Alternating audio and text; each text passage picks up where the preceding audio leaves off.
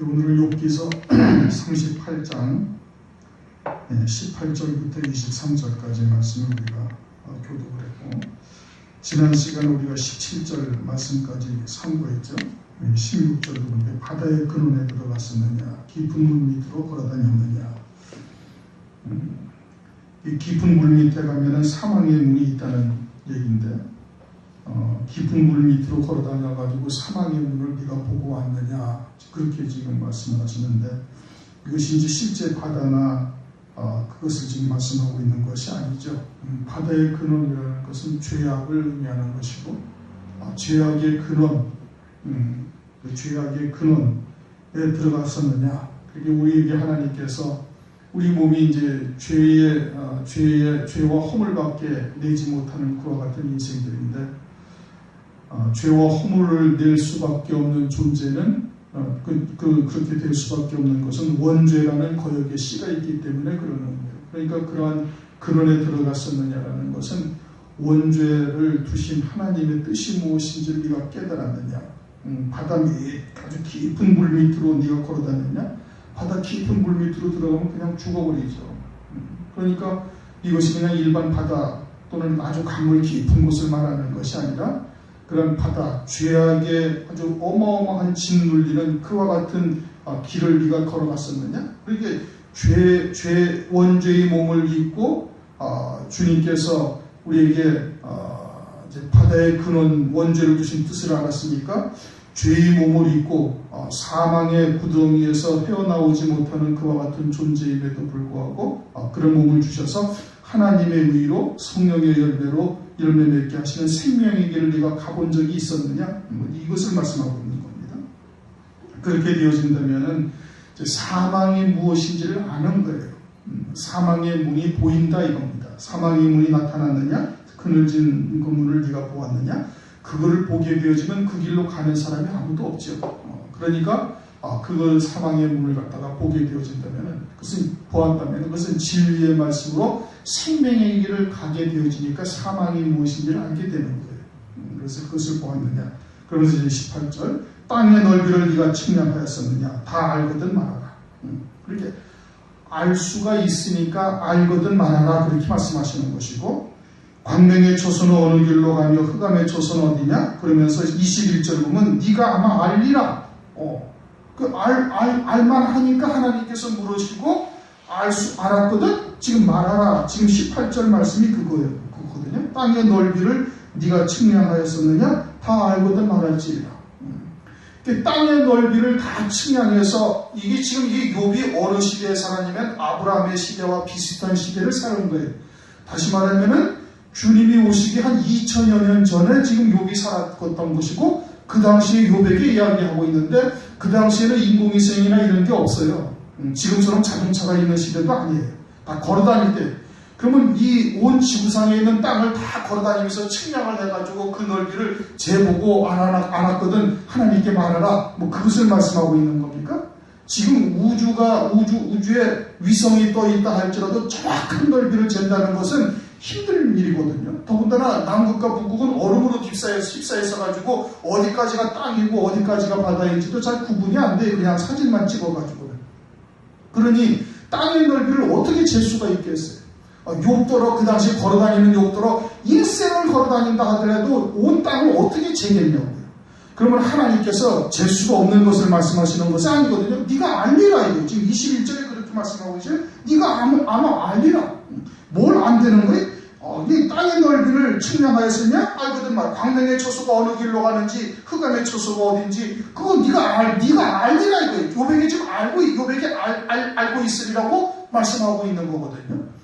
그러면은 온 세상 지구의 땅 넓이를 세상 전체 어떻게 돌아다니면서 그걸 다 잴 수가 있느냐고요. 설령 다 다닌다고 할지라도 그것을 어떻게 재겠어요? 그 당시에 걸어다니면서 특별히 무슨 지금처럼 레이저로 측량을 하고 막 우주에서 사진을 찍어가지고 정밀 분석하고 이럽니까? 아니라는 말씀이에요. 그럼 또 하나님이 나는 전능하신 하나님이고 내가 창조주고 내가 다 만들었는데 너 하나 피조물인 존재에 뭘 지금 나한테 할 말이 있다고 하나님 앞에 딱딱거리고 있는 것이냐? 이런 투로 또 말씀하신 겁니까? 그것도 아니라는 말씀이에요. 그러면 이것이 무엇을 말씀하고 있는 거예요? 지금 구원에 대해서 말씀하고 있는 거예요. 영생에 대해서 지금 말씀하고 있는 거예요. 그 땅의 넓이를 내가 다 재봤느냐, 측량하였느냐, 다 알거든 말이야. 그럼 그 땅의 넓이라는 것이 무엇을 의미하고 있는가? 땅의 넓이는 에베소서 3장 18절 19절을 보면 이렇게 말씀을 하셔요. 능히 모든 성도와 함께 지식에 넘치는 그리스도의 사랑을 알아 그 넓이와 길이와 높이와 깊이가 어떠함을 깨달아 하나님의 모든 충만하신 것으로 너에게 충만하게 하시기를 구합니다. 그리스도를 통한 하나님의 사랑이 그 넓이와 길이와 높이와 깊이가 어떠한지를 너희들이 깨달아서 하나님의 충만하신 것으로 너희에게도 충만하게 되기를 하나님이 바라고 계신다. 사도 바울은 그렇게 되기를 원하고 있다. 그러면 그 땅의 넓이라는 것은, 땅이라는 것은 곧 하나님의 자녀들을 말하는 것이고, 그 땅의 넓이라는 것은 어떠한 넓이를 말하는 거예요? 하나님의 그 땅을 향하신 하나님의 사랑의 넓이와 길이와 높이와 깊이가 어떠한 것을 너희가 깨달아야 돼. 그러니까 여기서 땅의 넓이를 내가 측량해야 되냐는 것은 하나님이 하나님의 자녀들을 향하신 그 놀라운 사랑에 대해서 네가 알고 있느냐, 그 넓이와 깊이와 길이와 높이와 깊이가 어떠한지 네가 깨달았느냐 이겁니다. 하나님이 우리를 사랑하시는데 어떻게 사랑하시? 가장 먼저는 독생자를 희생하시기까지 우리를 아주 전적으로 사랑하시는 거예요. 당신의 목숨을 버리기까지 우리를 사랑하셨어요. 누가? 창조주 하나님이 이 땅에 육신으로 오셔가지고서 당신의 목숨을 희생하시기까지 우리를 사랑하신단 말이에요. 당신의 목숨보다도 우리를 더 지극히 사랑하시는 하나님의 사랑을 우리가 입은 거예요. 그 구원의 은총을 우리가 받은 것이다 이거예요.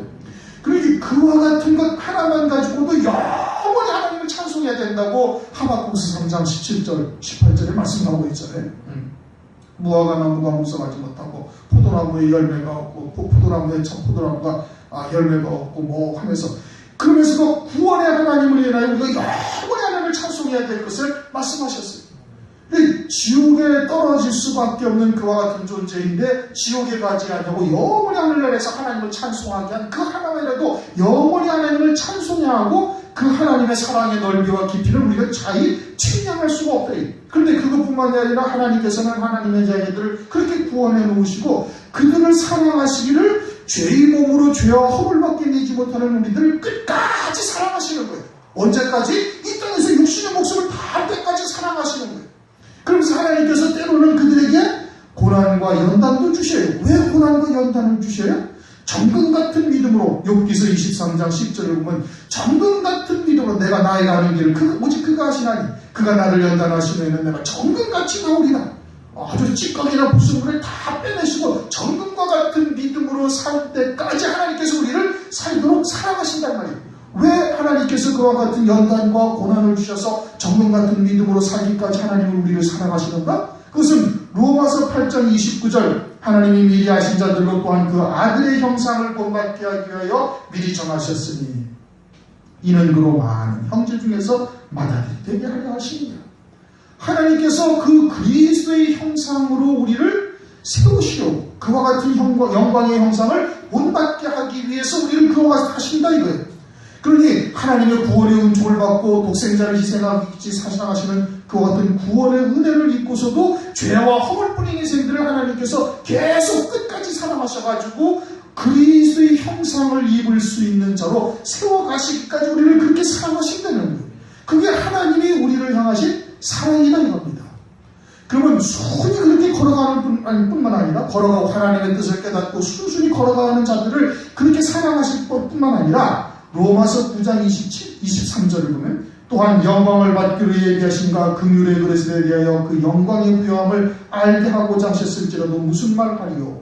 이것은 사도 바울이 사울이었을 때 예수 그리스도를 믿는 자들을 핍박하고 잔해하고 아주 악한 일들을 하기가 그지없는 거예요.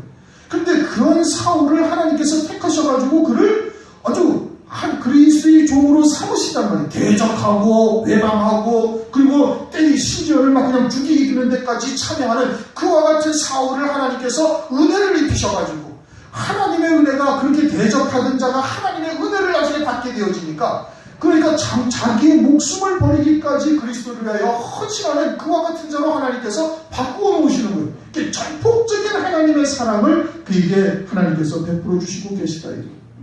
그러니 그러한 사랑을 우리가 온전히 깨닫는다면은 우리가 처해 있는 형편이나 우리가 처해 있는 환경이나 이런 것은 아무것도 문제가 되지 아니하는 거예요.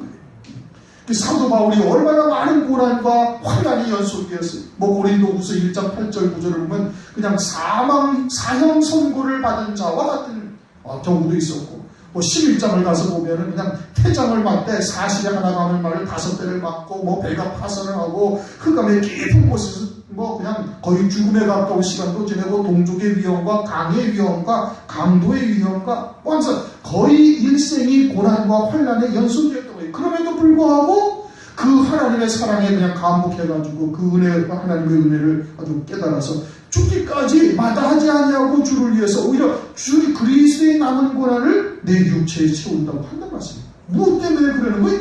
하나님의 그러한 시각한 사랑의 넓이가 어떠한지를 깨달았기 때문에 그러니. 그러니까 네가 땅의 넓이를 네가 측량하였었느냐? 그것을 알거든 말해봐라. 욥이 지금 어떻게 하고 있는데? 원망과 불평하고 낙심하고 차라리 죽는 게 낫겠다. 그렇게 지금 하고 있는 중이에요. 그런데 그를 하나님께서 버리지 아니하시고 엘리후를 통해서 또는 세 친구를 통해서 엘리후를 통해서 욥의 신앙이 어떠한지를 하나님께서 적나라하게 보여주시고 그에게 하나님께서 예비하신 대로 그를 사망의 음침한 골짜기에 있다 할지라도 주님께서 함께 하셔서 막대기와 지팡이로 그를 안위해서 결단코 하나님이 예정하신 영광의 자리까지 그를 이끌어 가시는 거예요. 그게 하나님의 사랑인 거예요. 지금 원망하고 불평하고 있잖아요. 차라리 죽는 게 낫겠다고 하면서 하나님한테 투정 부리고 앉아있잖아요. 그런데도 불구하고 그를 버리지 아니하신다 이거예요.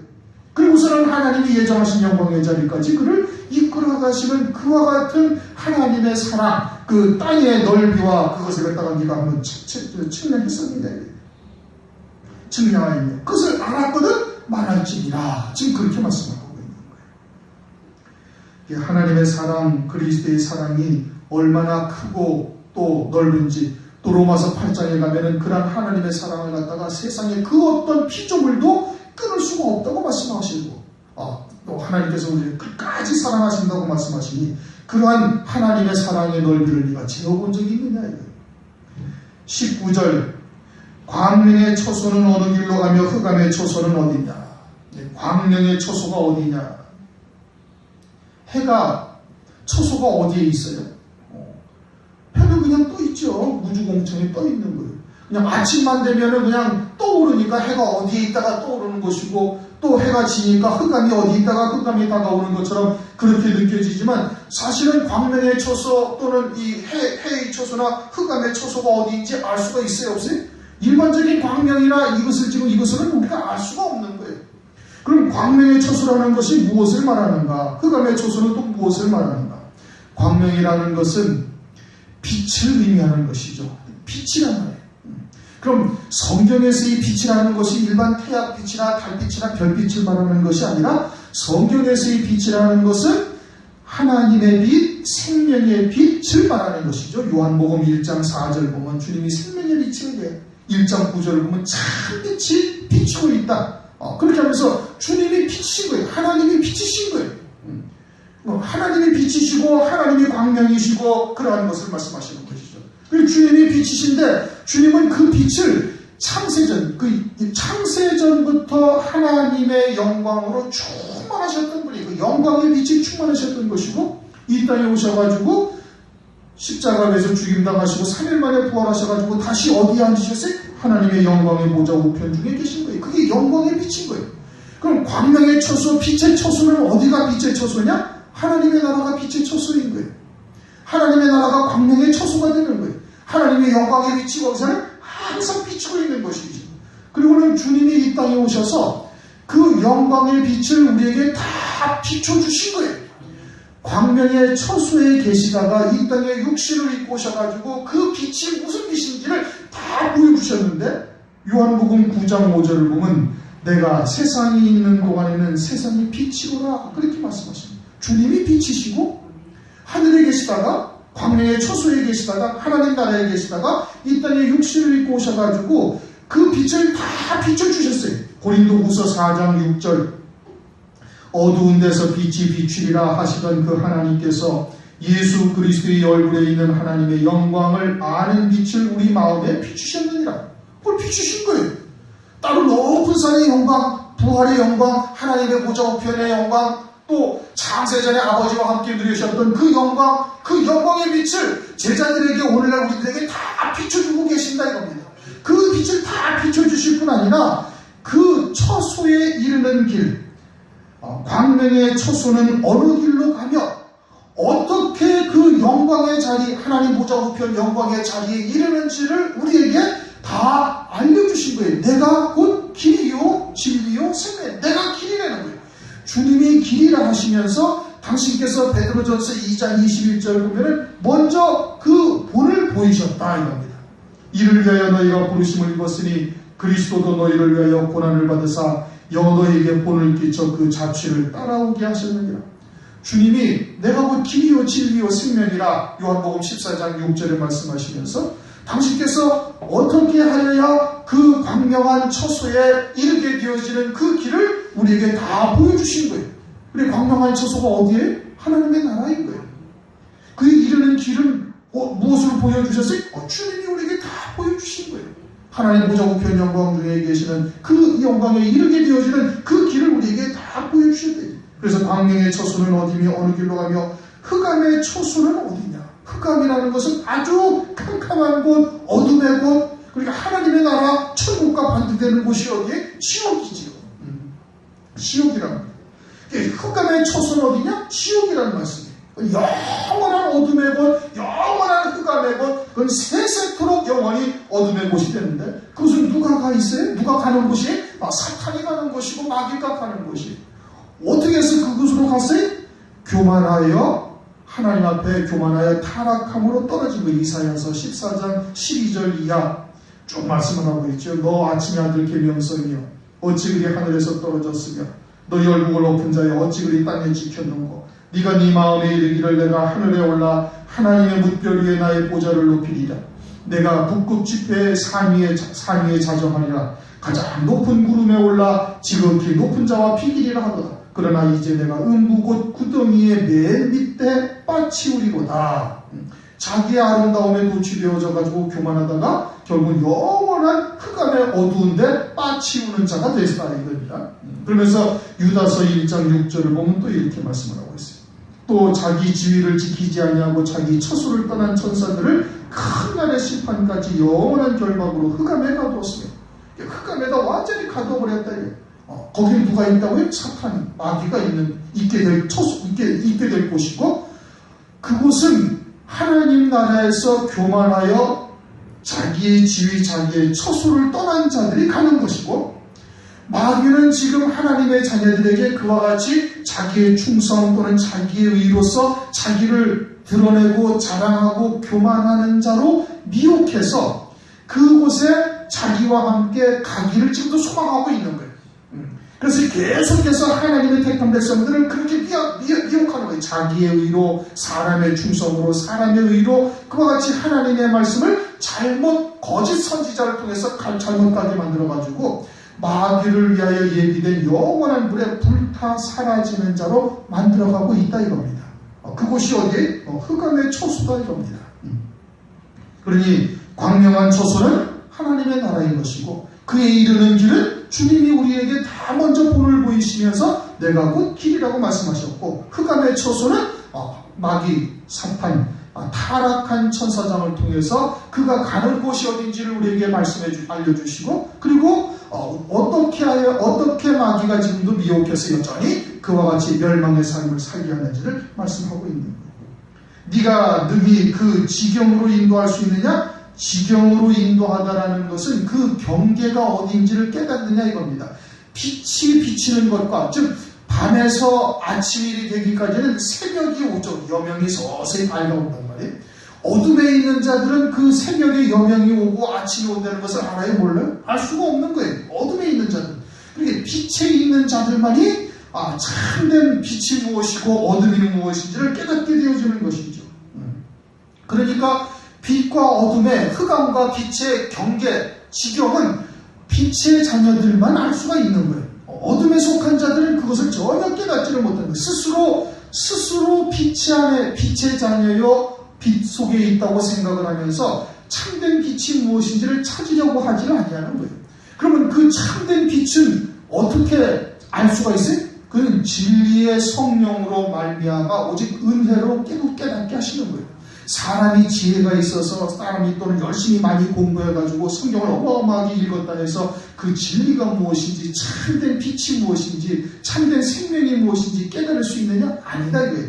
성령께서 하나님의 영이신 성령께서 우리에게 하나님의 구원의 은혜를 감추어진 비밀을 그리스도 안에 감추어진 하나님의 비밀을 깨닫게 하셔서 그 길이 무엇인지 광명한 처소가 무엇인지를 깨닫게 하셔서 진리의 빛을 비춰주셔서 그래야 참된 진리의 길, 진리의 빛, 생명의 길이 무엇인지를 우리로 하여금 알게 하시는 거예요. 그러니까 요한복음 5장 35절에 요한은 켜놓인 등불이다 이겁니다. 누가 빛을 비춰서 켜놓인 등불이 된 거예요? 하나님이 켜놓으셔서 빛을 비추어 켜놓으셔서 비추는 등불이 된 거예요. 비추는 등불이 된 거예요. 요한이 스스로가 된 것이 아니라 하나님께서 은혜를 베풀어 주셔가지고 등불로 삼아 주신 것이 빛을 비춰가지고 진리의 등불이 되어져서 생명길을 보여주는 자가 된 겁니다. 세례 요한이. 특별히 또 우리 말세에 하나님께서는 오늘날 우리들에게도 그와 같은 구원의 길이 무엇인지 참된 빛이 무엇인지를 우리에게 알려주셨어요. 무엇을 위해서 우리에게 알려주셨어요? 빛을 비추라고. 요한이 켜서 비추는 등불이 된 것처럼 우리들에게도 진리의 말씀을 비춰주신 것은 우리 심령 속에 하나님의 나라 등불이 켜지게 하셔가지고 그 빛을 다른 사람들에게 비추게 하기 위해서 그와 같은 빛을 비추신 것이죠. 그러니 네가 새벽별들이 함께 노래하며 하나님의 아들들이 다 기쁘게 소리하였었느니라 그렇게 말씀하시면서 욥이 땅에 기초를 놓을 때 이미 그때 있었다는 얘기예요. 무엇으로 존재했어요? 영으로서 아들의 영으로서 존재한 거예요. 그래서 하나님의 아들들이 다 기쁘게 소리하였었느니라 그렇게 말씀을 하고 있어요. 하나님의 아들들이 욥뿐만이 아니라 저도 있었고 하나님의 아들의 영을 가진 자들이 그때 다 함께 있었음을 지금 말씀을 하고 있는 거예요. 하나님의 아들들이 그때 다 있었으니 그러니 이제 네가 무엇을 안 되는 거예요? 하나님께서 천지와 만물을 지으시고 하나님의 자녀들 아들의 영들을 육체를 입혀 하나님이 정하신 때 이 땅에 보내시는 뜻이 무엇인지를 이제는 네가 알리라 이겁니다. 광명의 처소가 어디며 그에 이르는 길이 무엇이고 흑암의 처소가 어딘지를 네가 다 알 수 있으리라 이겁니다. 왜? 너는 이미 그때 다 나섰다 이거예요. 언제 나섰다는 거예요? 그때 이미 천지와 만물을 지으실 때 아들의 영들로 존재할 때 그때 너희들이 다 존재하고 있었다 이거예요. 너희 연수가 많으니라 그렇게 말씀하고 있어요. 그러면 육체의 나이가 많다는 얘기입니까? 육체의 나이가 많다고 그것을 알 수가 있는 것이 아니죠. 육체의 나이가 많으면은 그러면은 광명의 처소가 어느 처소는 어느 길로 가며 흑암의 처소는 어딘지 알 수가 있나요? 아니란 말씀이에요. 육체의 연수가 많다고 할 수 있는 것이 아니에요. 그러면 여기서 너의 연수가 많으니 아마 알리라. 네가 그때 나섰다는 것은 어떤 존재로서의 연수가 많다는 얘기? 영으로서의 연수가 많다는 얘기입니다. 영으로서의 연수가 많이 되었으니 그러니 네가 광명의 처소는 어느 길로 가며 흑암의 처소는 어딘지 네가 알 것이고 바다에 근원이 어디 있는지 근원에 들어가서 근원과 또 바다의 물 밑으로 걸어다니면서 사망의 문이 어디 있는지 그것도 네가 다 알 수가 있다 이런 뜻인 겁니다. 그런 뜻이 영적인 연수가 오래되었으니 그것을 알 수가 있다라고 지금 말씀을 하고 있는 겁니다. 그러니 영으로 있을 때 하나님의 행하신 역사를 다 보고 있으니까 이제 모른다고 부정할 수가 없죠. 그러니 알고 있으니 부단히 아는 자는 그 생명의 길을 가지 아니할 수가 없는 것이에요. 그런데 육신의 연수로만 알고 있는, 육신의 연수로만 생각하고 있는 사람들이 있죠. 영으로서 살지 아니하고 육으로만 살고 있는 거예요. 그들은 그와 같은 생명의 길, 광명의 처소에 이르는 길을 알 수가 있어요, 없어요? 그들은 절대 알 수가 없어요. 세상에서 나서 세상에서 살다가 그냥 가는 것으로 아는 거예요. 영으로서의 존재했다는 사실은 전혀 깨닫지를 못하는 것이죠.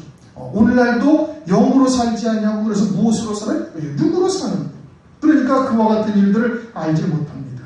고린도전서 2장 14절 육에 속한 사람은 하나님의 성령의 일을 받지 아니하나니 저희에게는 미련하게 보이며 또 깨닫지도 못하나니 이런 일은 영적으로라야 분별합니다. 로마서 8장 6절 이하에 보면 육신의 생각은 사망이요 영의 생각은 생명과 평안이라. 육신의 생각은 하나님과 원수가 되나니 이는 하나님의 법에 굴복치 아니할 뿐 아니라 아니할 수도 없습니다. 그러니 육신의 연수가 많다고 해서 알 수 있는 것이 절대 아니다 이거예요. 그러니 네가 아마 알리라 네가 그때에 나섰나니 너의 연수가 많으니라는 것은 영으로 존재했던 욥을 지금 말씀을 하고 있는 것이고, 그것은 욥만이 그때 존재했다는 것이 아니라 하나님의 아들들이라고 말씀하시니 하나님의 아들의 영을 가진, 오늘날도 마찬가지로 하나님의 아들의 영을 가진 자들이 다 그때 존재했었던 것이고, 영으로서 오늘날도 새 피조물이 되어져서 그리스도 안에서 영적인 존재로서 살고 있는 자들은 하나님께서 깨닫게 하신다 이겁니다. 그것을 다 알게 하신다 그런 뜻입니다. 네가 눈곳간에 들어갔었느냐 우박 창고를 보았느냐. 하늘나라에 눈꽃간이 있고 우박 창고가 있대. 지금 그게 보여요 안 보여요? 안 보이는 거예요. 그런데 네가 너 그거 봤느냐 지금 묻고 계신다는 말씀이에요. 눈이 하늘에서 막 내리는데 그 눈이 하나님께서 그 창고의 곳간에 쌓아두셨다가 하나님이 정하시는데 쫙 내리는 거예요. 우박도 역시 마찬가지예요. 출애굽기 9장을 보면 우박이 내리는데 막 불까지 함께 내려가지고 우박이 내리면 과일이나 채소나 식물이나 이런 것을 다 망가뜨리는데 망가뜨려질 뿐만 아니라 그냥 불로 확 휩쓸고 지나가 버리는 것이다. 재앙이 되는 것이죠. 눈이 내리면 어떻게? 온 천지가 그냥 하얗게 덮이는 거예요. 그런데 그것이 하늘나라에 곳간이 있고 창고가 있는데 네가 그걸 보았느냐? 그리고서는 하나님께서 뭐라고 23절에 말씀하고 있는 거 아니? 내가 환난의 때와 전쟁과 격투의 날을 위하여 이것을 저축하였노라. 거기다 쌓아놓으셨다는 거예요. 그리고 환난 날에 그것을 하나님께서 쓰시겠다는 거예요. 환난의 때. 환난은 개인적인 환난도 있고 앞으로 장차 있게 되어질 적그리스도의 환난도 있어요. 그러니까 환난은 개인적인 일도 되고 전체적으로 모두가 다 받을 일도 돼요. 전쟁은 뭐냐면 전쟁은 한 명, 두 명을 상대하는 것이 아니라 온 하나님의 백성들과 싸움을 할 때가 전쟁들인 거예요. 이스라엘 백성들에게 하나님께서 그렇게 말씀을 하셨어요. 전쟁할 때는 에레미야서 4장 19절 보면 그때 전쟁의 경보를 드립니다. 그렇게 말씀하셨는데 이스라엘 백성들이 전부 다 패역하고 참으로 예루살렘 거리를 다 왕래해도 한 사람도 하나님의 공의를 찾으며 하나님의 진리를 구하는 영혼들이 없는 거예요. 다 패역하고 배반하여 떠난 자들이 되어졌을 때 그들과 하나님께서 싸우실 때를 그것을 전쟁이라고 그래요. 격투라는 것은 아주 개별적인 사건인 겁니다. 그러면은 하나님께서 환난 날에 지금 욥이 뭘 겪고 있어요? 욥이 지금 환난을 겪고 있는 거예요. 욥이 환난을 겪고 있는데 이 환난 날에 하나님께서 싸우시기 위해서 눈과 우박을 하나님의 하늘나라의 창고에다 하나님께서 쌓아두었다는 거예요. 그러면서 지금 욥과 지금 뭐 하고 있는 거예요? 하나님께서 싸우시고 있는 거예요. 그러면 눈이라는 것은 무엇을 말하는가? 우박이라는 것은 조금 전에 말씀드렸던 것처럼 지상에 있는 뭐 식물들, 보리나 밀이나 이런 것이 그냥 이삭이 뺐을 때 우박이 내리면 다 떨어지죠. 과일 같은 것도 우박이 내리면 과일이 다 상해가지고 먹지 못할 정도가 되고 거기다가 그냥 불까지 휩쓸어 지나가 버리면 그냥 아무것도 남지 않는 것이 되는 거예요. 그냥 다 휩쓸어 지나가 버리는 것이 되는 것이죠. 눈이라는 것은 뭐래? 쫙 내리면 온 천지가 하얗게 덮이는 거예요. 눈이라는 것은 그와 같이 하나님의 의를 말하는 겁니다. 예수 그리스도로 말미암아 우리가 눈과 같이 희어진다. 예수 그리스도가 뭐예요? 하나님의 의. 그러면 눈으로 온 천지 그냥 높은 곳이든 낮은 곳이든 뭐 나무든 어디든 다 하늘에서 하얗게 덮는다는 것은 하나님의 의되는 거예요. 욥은 지금 무엇을 주장하고 있어요? 어느덧 자기의 의를 주장하고 있는 거예요. 자기의 의를 주장하다가 하나님께서 우박을 내려가지고 확 휩쓸어 버리시면서 다시 하나님께서 그를 깨우쳐서 하나님의 의로 그를 살게 하시는, 그래서 하나님의 의로 싸워서 이기시는 그와 같은 싸움의 때, 환난의 때에 이것을 위해서 저축하였다 이런 뜻인 겁니다. 전쟁의 때도 역시 마찬가지, 장차 있게 되질 환난의 때도 마찬가지. 하나님의 백성들이 적그리스도를 경배하고 하나님을 배도하고 떠난 음력 바벨성이 되어졌을 때 하나님의 의로 그와 같이 사람의 의, 잘못된 것들 다 덮어버리고 싸워서 승리하시는 거예요. 아울러서 우박으로 다 진멸하시기도 하고, 또 격투라는 것은 뭘 말하는 거니? 사무엘하 6장을 보면은 우사가 다윗이 하나님의 궤를 메고 갈 때 우사가 소수레에다가 그걸 끌고 가요.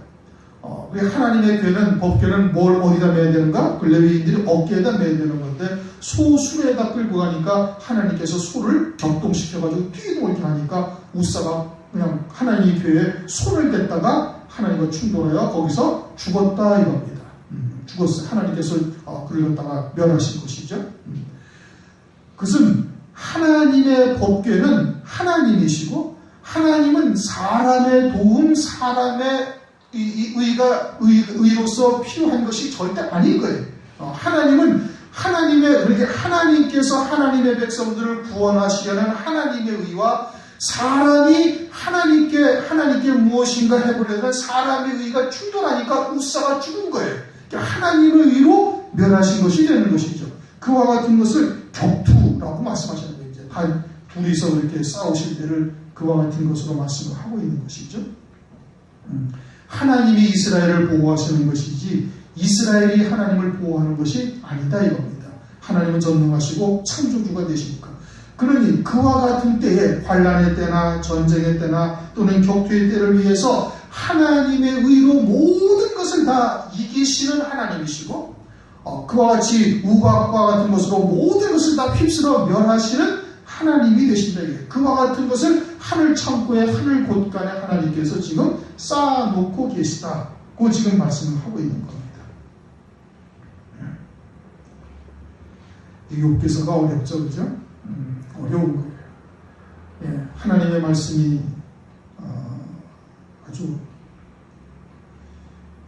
이 구약이 더더군다나 신약보다도 더 어려운 곳이 이제 많이 있죠. 아가서도 그렇고, 이것이 그냥 논리적이나 문자적으로는 해석이 되지 않냐는 말씀이고, 그러니 전부 다 영적인 의미를 담고 있는 것이고, 그것이 성경 어디에서 무엇을 하나님께서 말씀하시는지를 찾아야 되는 거니까, 그러니까 참 쉽지가 않은 내용인 겁니다. 땅의 넓이를, 18절 땅의 넓이를 측량하시는 것은 하나님의 사랑이, 그리스도를 통한 우리들을 향하신 하나님의 사랑이 얼마나 큰지 네가 아는가. 끊임없이 배도하고 끊임없이 그냥 하나님을 떠나고자 하는 그와 같은 자들을 하나님께서 연단하시고 훈련하셔서 하나님이 예정하신 영광의 자리까지 이르시게 하시는 그와 같은 하나님의 어마어마한 사랑을 말씀하고 있는 것이고, 광명의 처소에 이르는 길이라는 것은 그와 같은 영광에 이르는 길이 무엇인지를 깨닫고 있는지, 그것을 갖다가 지금 말씀하시는 것이고, 연수가 많다, 영적으로 깨달아서 그런 영에 속한 자로서 하나님의 진리의 성령을 받게 되어진다면, 그 연수가 많게 되어진다면 그것을 오늘날도 역시 깨달을 수가 있는 것이죠.